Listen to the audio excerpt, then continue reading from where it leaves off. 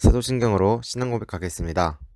전능하사 천지를 만드신 하나님 아버지를 내가 믿사오며 그 외아들 우리 주 예수 그리스도를 믿사오니 이는 성령을 잉태하사 동정녀 마리아에게 나시고 본디오 빌라도에게 고난을 받으사 십자가에 못 박혀 죽으시고 장사한 지 사흘 만에 죽은 자 가운데서 다시 살아나시며 하늘에 오르사 전능하신 하나님 우편에 앉아 계시다가 저리로서 산 자와 죽은 자를 심판하러 오시리라.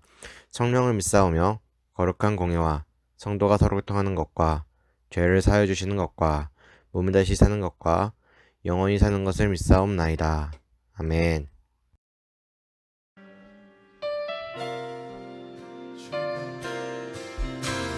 주님과 함께하는 이 고요한 시간 주님의 보좌 앞에 내 마음을 쏟네 모든 것 아시는 주님께 난 기뻐하네 내 맘과 정성 다해 주 바라나이다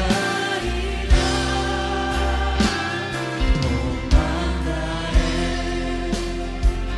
사랑합니다 온 맘 다해 주 알기 원하네 내 모든 삶 당신 것이니 주만 섬기리 온 맘 다해. 하나님 아버지 감사합니다. 코로나 감염의 확진자가 나오지 않으며 우리 학생부에도 아무런 사후 소식이 없는 것에 감사드립니다. 현재 교회에서도 대면으로 예배를 드리고 있습니다. 우리 학생부도 대면으로 나오게 하여 주시옵고 우리 학생부가 어색하지 않는 분위기로 만들어 주시옵소서. 감사하며 예수님의 이름으로 기도드립니다. 아멘. 오늘 읽으실 하나님 말씀은 마가복음 10장 17절입니다. 마가복음 10장 17절 말씀 우리 한 목소리로 읽겠습니다. 시작. 예수께서 길에 나가실새 한 사람이 달려와서 꿇어 앉아 묻자오되 선한 선생님이여 내가 무엇을 하여야 영생을 얻으리이까. 아멘. 한 사람이 예수님을 찾아왔습니다. 예수님께서 길을 가시는데 찾아왔습니다. 성경에 보면 그는 달려와서 주님 앞에 무릎을 꿇었다고 합니다. 그리고 주님께 물었습니다. 선한 선생님이여 내가 무엇을 하여야 영생을 얻으리이까. 달려와서 무릎을 꿇고 이처럼 물었다는 것으로 보아 이 사람에게 해결해야 할 문제가 있었던 것 같습니다. 그런데 결국에는 예수님의 말씀을 듣고 나서 슬픈 기색을 띠고 떠났다고 합니다. 그의 문제가 해결되지 않은 듯 합니다. 아니, 도리어 문제는 더 심각해진 것 같아 보이기도 합니다. 예수님과 젊은 부자와의 대화 장면을 보면서 궁금한 장면이 있을 것입니다. 무슨 이야기를 나눈다고 생각하십니까? 왜 그는 예수님을 통해서 문제를 해결받지 못했을까요?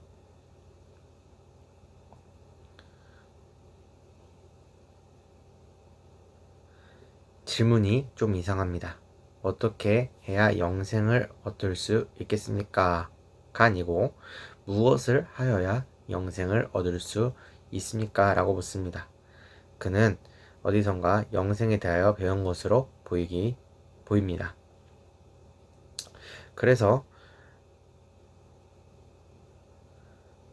그대로 해보았는데 영생의 문제가 해결되지 않았다는 암시가 있습니다. 그러니까 자기가 배운 것을 말고 무엇을 어떻게 해야 영생을 얻을 수 있는지 예수님의 말씀을 들으러 온 것으로 보입니다. 그런데 예수님은 전혀 다른 이야기를 하십니다.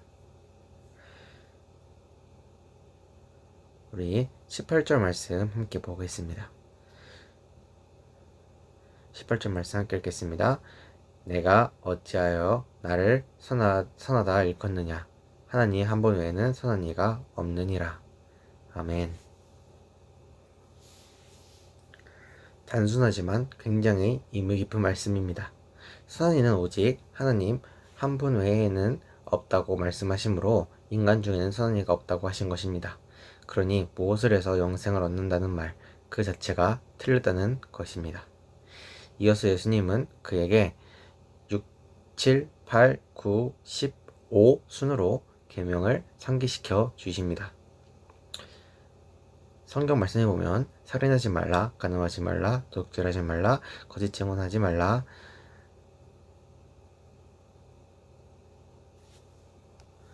술교 빼앗지 말라, 내 부모를 공경하라 라고 말씀하셨다고 합니다. 그러자 부대 청년은 이것을 어려서부터 내가 다 지켰다고 말씀합니다. 그러자 부대 청년은 이것을 어려서부터 그래도 주님은 내게 한 가지 부족한 것이 있다고 하십니다. 다 지켰다는 사람에게 한 가지가 부족하다고 하십니다. 21절 말씀입니다. 21절 말씀 함께 읽겠습니다. 시작. 가서 내게 있는 것을 다 팔아 가난한 자들에게 주라. 그리하면 하늘에서 보화가 내게 있으리라. 그리고 와서 나를 따르라. 아멘. 이 말씀을 들은 부자는 슬픈 기색을 띠고 근심하며 갑니다. 그토록 찾아 헤매던 답을 얻었는데 왜 그런 모습으로 돌아갔을까요? 뭔가 예수님과의 대화가 이해되지 않았던 것 같습니다. 마태복음 19장에도 같은 상황을 볼 수가 있습니다. 예수께서 이르시되 내가 운전하자고자 할진대 가서 내 소유를 팔아 가난한 자들에게 주라. 그리하면 하늘에서 보화가 내게 있으리라. 그리고 와서 나를 따르라 하시니 이 예수님의 말씀에는 어떤 의미가 있을까요?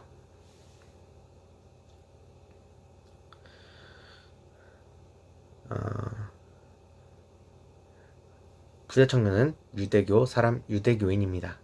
유대교인 토양에서 완전한 사람은 토라를 모두 지킨 완전한 의인을 가리킵니다.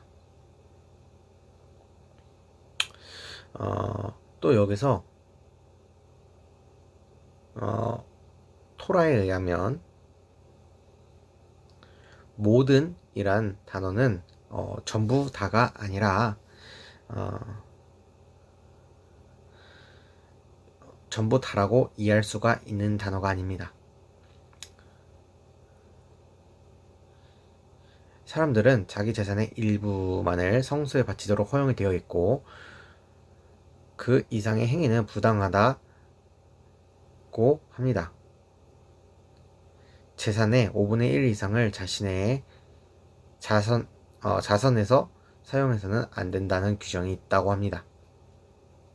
이 내용을 정리해보면 남을 구제하기 위해서 전 재산을 버리는 것도 부당하다는 뜻입니다. 그렇다면 예수님이 다 팔라고 하신 말씀은 전 재산이 아니라 소유한 재산의 5분의 1을 팔라는 의미입니다. 이 주장이 옳다면 5분의 1을 팔라는 말씀에도 이 부자는 주님께 등을 돌리고 갔다는 것입니다. 이 부자는 유대인으로서 외형적으로는 흠없는 일을 하지 않고 살았습니다. 하지만 그는 율법을 다 지켰다고 하면서도 영생의 문제만큼은 자신이 없었습니다. 그는 해답을 얻기 위해 여러 각도에서 노력을 해보았을 것입니다. 주변의 랍비나 어른들에게 물어봤을 것이고 또 친구들과 더불어 이야기도 나누었을 것입니다. 그러나 그 의문은 해결받지 못했고 여전히 심각한 갈등으로 남아 있었습니다. 그러다가 예수님의 소식을 전해 듣고서 이분이라면 자신의 오랜 고민을 해결해 주시리라 생각되어서 예수님을 찾아왔을 것입니다. 그런데 이야기가 어긋나고 만 것입니다. 그렇다면 이 사람의 정체는 무엇이었을까요? 이 사람은 정말 어리석은 부자였을까요?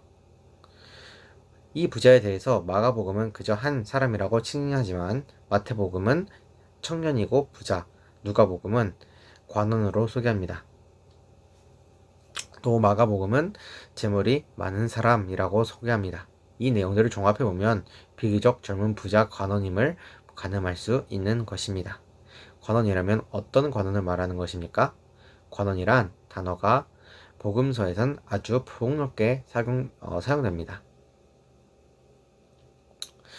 그래서 이 사람이 어떤 위치에 있는지 짐작하기는 어렵지만 상당한 지휘자였으면 분명한 듯 합니다. 그러니까 학문도 재산도 풍부한 사람, 관원은 이 지도층이란 사람입니다. 일반적으로 말하면 성공한 사람이라는 것입니다. 부족함이 없는 사람이라는 것입니다. 이런 사람이 상대적으로 비교도 되지 않는 변방 갈릴리의 나사렛에서 자란 예수님을 찾아왔습니다. 더욱이 학문에 있어서는 아무 이력도 없는 예수님입니다. 이 사람은 그동안 예수님을 만나러 왔던 다른 유대인들과 너무나 달랐습니다. 그가 길을 걷던 예수님께 달려와서 꿇어앉아 묻습니다. 쉽게 이해되지 않는 장면입니다. 또 이 사람의 기사가 공관복음서에 기록된 점은 이것이 초대교회 안에서도 중요한 사건이었음을 보여주게 되는 것입니다. 일반적으로 교회에 나오게 되면 하나님께 대하여 무엇인가 해야 한다고 생각하곤 합니다. 또 자신에게 뜻하지 않은 어려움이 닥치면 하나님께 마땅히 해야 할 일을 하지 않아서 이런 일이 일어났다고 자처합니다. 심지어 이런 생각에 사로잡혀 먼저 걱정하는 경우도 종종 목격합니다. 특히 연세 드신 분들은 더 심하십니다. 인과응보에 대한 생각, 그 같은 정서가 우리에게 흐르기 때문입니다. 이 부자도 하나님께 무엇인가 해야만 그 보응으로 영생을 얻을 수 있다고 믿었던 것 같습니다. 이 사람이 고민하여 돌아간 것을 보면 예수님과의 대화에서 이해되지 않는 부분이 있었거나 자기가 기대한 대답이 아니었을 가능성이 많습니다. 그렇다면 무엇이 문제였는지 한번 찾아보겠습니다. 아까 읽은 말씀에서 나를 따르라 이렇게 되어 있습니다. 그런데 마가는 예수님의 말씀을 기록하기 전에 그 청년을 보면서 느끼셨던 예수님의 감정을 이렇게 표현합니다. 사랑하사 라고 표현합니다.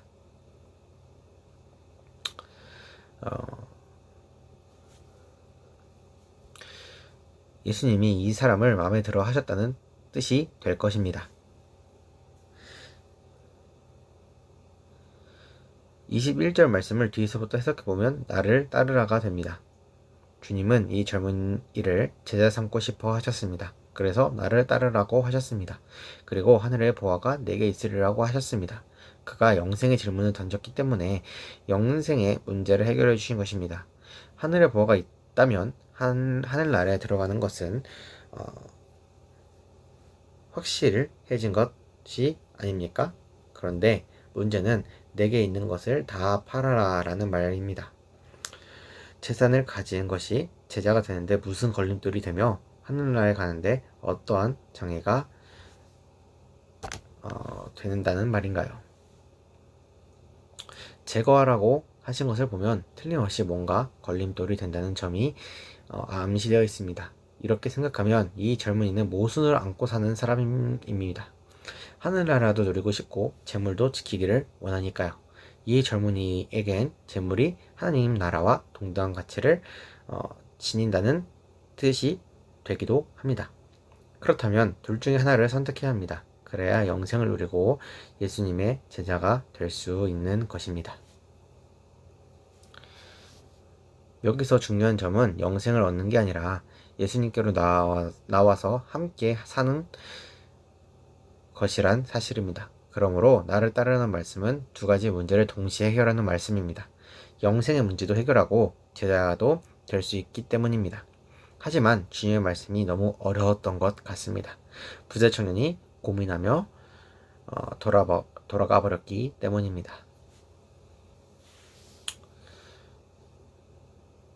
사실 오늘 본문은 23절에서 31절까지 연결해서 읽어야 더 해석하기 쉽습니다.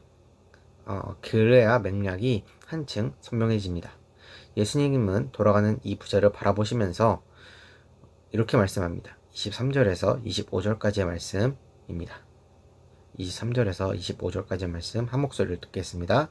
시작. 재물이 있는 자는 하나님의 나라에 들어가기 심히 어렵도다.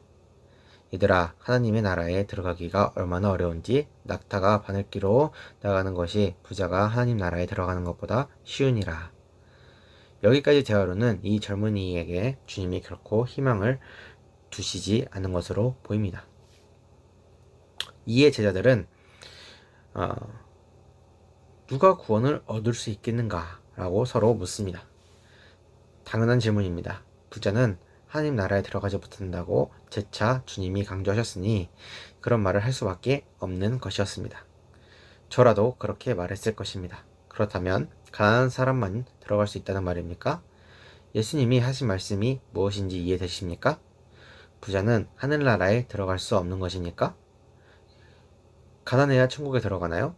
슬픈 기색을 띠고 근시험에 갔다는 이 부자의 이 부자는 구원을 받지 못하는 자로서 살아갈 수밖에 없나요? 그런데 아마도 주님의 대답은 이랬을 것 같습니다. 가난한 자들도 하나님 나라에 들어갈 수 없느니라. 그런데 그 다음에 주님이 하신 말씀이 여운을 남깁니다. 우리 27절 말씀 보겠습니다. 27절 말씀 시작. 예수께서 그들을 보시며 이르시되 사람으로는 할 수 없으되 하나님으로는 그렇지 아니하니 하나님으로서는 다 하실 수 있느니라. 아멘. 이 구절에서 하나님으로는 하실 수 있다는 말을 두 번이나 강조합니다. 부자고 가난한 자들이고 천국에 들어가기가 낙타가 바늘기로 들어가는 것보다 어렵다고 하셨는데 하나님으로서는 다 하실 수 있다는 말입니다. 그렇다면 지금 돌아간 이 젊은 부자도 하나님이 하시면 할 수 있다는 뜻이 아닙니까? 그렇다면 이 젊은이는 주님께로 돌아왔을까요?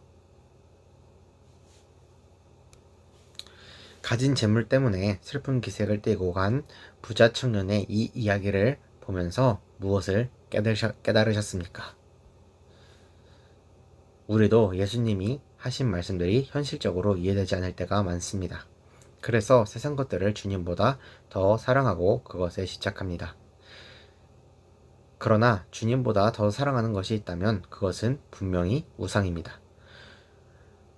궁극적 관심이 둘로 나뉘었기 때문입니다. 바로 이 갈등이 오늘 본문의 부자 청년이 겪고 있던 갈등이 아닐까요? 주님은 우리에게 무엇을 하라고 요구하지 않으십니다. 왜냐하면 그것으로 영생을 얻을 수 없기 때문입니다. 다만 장애물을 제거하고 당신께 나아오라고 하십니다. 영생은 주님 앞으로 나아갈 때만 누릴 수 있는 것입니다. 주님과 친밀한 교제를 나누며 사는 것이 바로 영생입니다. 오늘 말씀은 우리를 초청합니다. 부자 청년을 부르시고 제자들을 부르셨던 것처럼 주님께서 따르라고 초청하십니다. 이 초청에 응답할 수 없게 만드는 것들이 있다면 여러분께 그런 것들이 있다면 그것은 무엇이겠습니까? 예수님과 함께하지 못하도록 방해하는 것들이 있으니까 그것들을 제거하고 주님 앞으로 나아오시길 원합니다. 나를 따르라. 이 초청에 여러분은 어떻게 응답하시겠습니까? 한번 곰곰이 생각해 보시길 원합니다. 기도하겠습니다. 사랑의 하나님, 감사합니다. 오늘 이 시간 저희들이 또 영성을 예배드렸습니다. 저희들의 예배를 기뻐 받아주시옵소서. 하나님, 저희가 오늘은 부자 청년의 이야기를 보며 예수님께서 나를 따르라고 하신 말씀을 보았습니다. 하나님, 무엇이 영생인지 우리가 깨닫게 하여 주시옵소서. 영생의 진정한 의미는 하나님과 예수님과 친밀한 교제를 나누며 함께하는 것이 바로 영생입니다. 하나님, 우리가 이것을 깨닫고 주님께서 나를 따르라고 초청하실 때 걸리적거리는 만한 우리가 그것에 방해받을 만한 것은 다 내려놓고 주님의 초대에 응할 수 있도록 저희들의 삶에 은혜 내려주셔서 하나님 앞에 서는 그날까지 우리가 하나님만 바라보기 원합니다. 하나님 인도하여 주시옵소서. 예수 그리스도의 이름으로 기도드립니다. 아멘. 광고 말씀 있겠습니다. 오늘도 영상으로 예배드리신 여러분 진심으로 환영하고 축복합니다.